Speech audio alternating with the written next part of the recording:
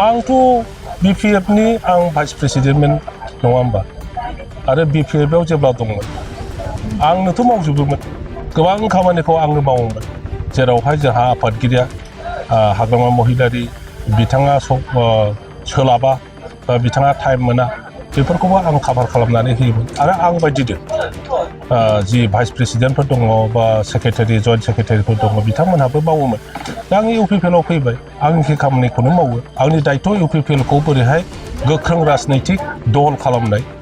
बिनि दायथ'आ आंनावबो गोग्लैबाय UPPL दोलोआव फैनानै आं बेखौनो अनुभब खालामदों जे UPPLनि दैदेनगिरिफ्रा मावथिफ्रा हाइकमान्डनि खोथाजों सोलियो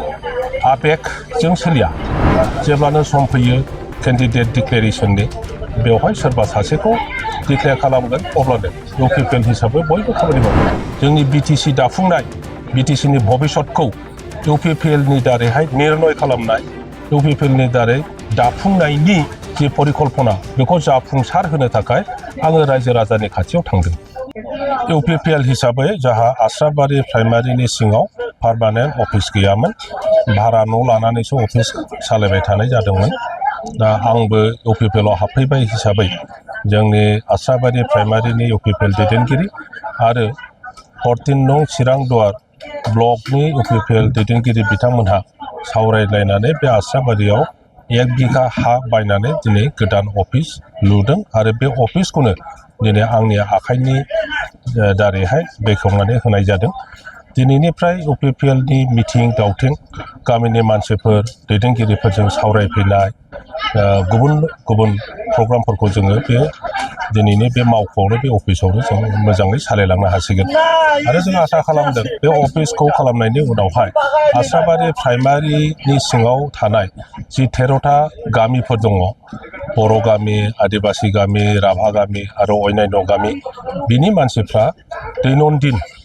जिखुनु समाव प्रयोजन जायो अब्लानो दैदेनगिरिफोरजों बे न'आव फैनानै सावरायलायनायनि मोनसे स्कप फैबाय दा 14 नं चिरां दुवारखौ लानानै टिकेटनि जि UPPL दोलोनिफ्राय टिकेट बिनायनि दान्थे बिदान्थे जाबाय थानायखौ जों नुदों सार नोंथांनि बेखौ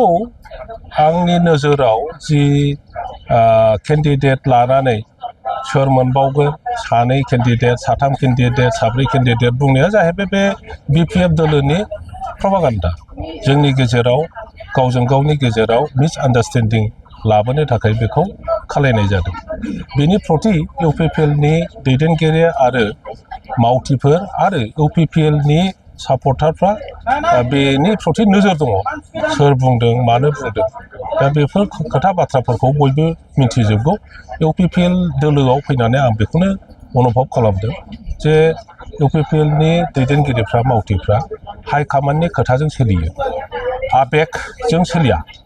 सोरनिबा ग्रुपिज्म सोरनिबा बे रोखोम कनस्पिरेसि खालामनाया बाहाय खामानि फैया आं बेखौ नुनो मोनदों आरो निश्चय जेब्लानो सम फैयो केन्डिडेट डिक्लेरेशननि बेवहाय सोरबा सासेखौ डिक्लेयार खालामगोन अब्लानो UPPL हिसाबै बयबो खामानि मावगोन सार नोंथांखौ जोङो गोबां गोख्रों खामानि मावबाय थानायखौ नुदों फैबाय थानाय BTC बिसायख'थियाव UPPL दोलो हिसाबै माबायदि मासि लानानै सरकार आंथ' BPFनि आं भाइस प्रेसिडेन्टमोन नङा होमबा आरो BPFआव जेब्ला दंमोन आंनोथ' मावजोबोमोन गोबां खामानिखौ आंनो मावोमोन जेरावहाय जोंहा आफादगिरिया हाग्रामा महिलारि बिथाङा सोलाबा बा बिथाङा टाइम मोना बेफोरखौबो आं कभार खालामनानै होयोमोन आरो आं बायदिनो जि भाइस प्रेसिडेन्टफोर दङ बा सेक्रेटारि जइन्ट सेक्रेटारिफोर दङ बिथांमोनहाबो मावोमोन दा आं UPPLआव फैबाय आंनि खामानिखौनो मावो आंनि दायथ' UPPLखौ बोरैहाय गोख्रों राजनैतिक दल खालामनाय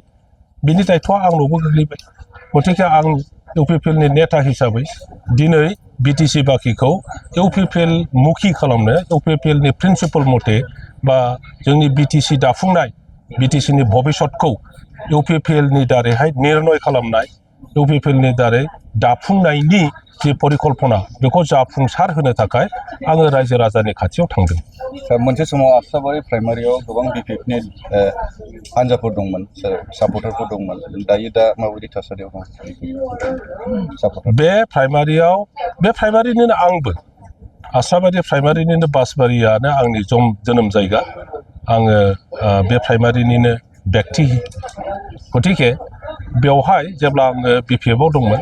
प्राइमारि हिसाबै BPFआ बाहाय बिराद स्ट्रंमोन आरो 2005निफ्राय आरम्भ खालामनानै जेब्लाबो बे प्राइमारियाव BPFआ देरहाबोदोंमोन आं दिनै गैया गतिके जोङो प्राइमारिनि गोबां दैदेनगिरिफ्रा जयैनो आंजों UPPLआव फैफादों आरो बे हिसाबै जि माखासे थाबोनानै दङ बिसोरबो फैगोन बिसोर माखासे खोथा बुंबाय थादों बिसोरो बेखौ समाव गावसोर खोनायोब्ला गावसोर नुयोब्ला गावसोर जेरै बुंदों बिब्दिनो UPPLआव फैजोबगोन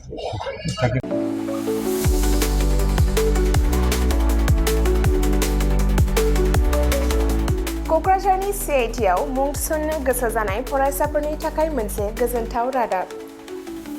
सेन्ट्रेल इन्स्टिटिउट अफ टेक्न'लजि क'क्राझारआ 2025-2026 सोलोंथाइ बोसोरनि थाखाय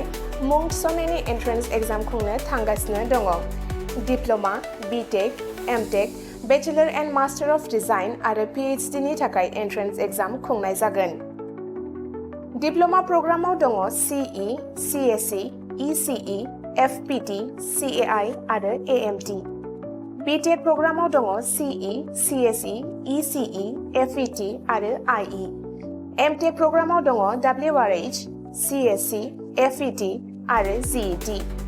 बेचेलर अफ डिजाइन आरो मास्टार अफ डिजाइनआव दङ MCD आरो PhD नि थाखाय CE CSE ECE FET IE ME physics mathematics chemistry आरो HSS बे समाव अनलाइन आर'जलाइ लानाया सोलिगासिनो दङ आरो बियो फैगौ 31 मेसिम थागोन डिप्ल'मा BTech आरो MTech नि एन्ट्रेन्स एग्जामखौ फैगौ 8 जुनाव खुंनाय जागोन आरो PhD नि एन्ट्रेन्स एग्जामखौ 15 जुनाव खुंनाय जागोन आबुङै मिथिनो थाखाय एडमिशन सेल CIT क'क्राझारनि मबाइल नम्बर 9365031406 आव सुलाद लानो हागोन एबा query2025@cit.ac.in आव इमेल खालामहरनो हागोन